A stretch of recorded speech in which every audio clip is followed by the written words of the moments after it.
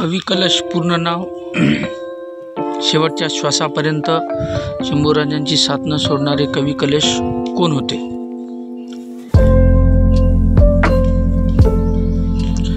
परिचय. कवी कलश हे छत्रपती संभाजी महाराजांचे विश्वासू कवी आणि सचिव होते. ते संभाजी महाराजांच्या दरबारी प्रमुख कवी म्हणून कार्यरत होते.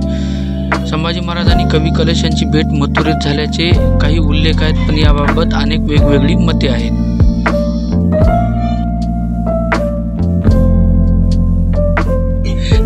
औरंगजेब बादशाह बनल्यानंतर उत्तरेतील विद्वान लोक अत्याचार टाळण्यासाठी दक्षिणेकडे येऊ लागले.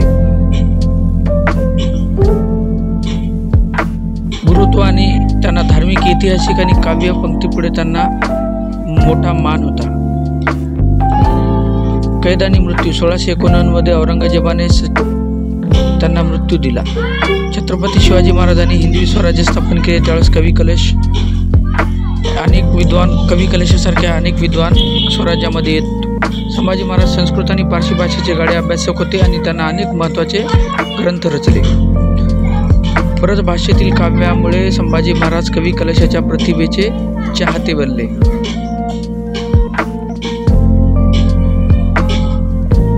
राष्ट्रप्रधान मंडळ. संभाजी महाराजांच्या गादीवर बसल्यानंतर राष्ट्रप्रधान मंडळातील काही सदस्य त्यांच्या विरोधात कट करू लागले.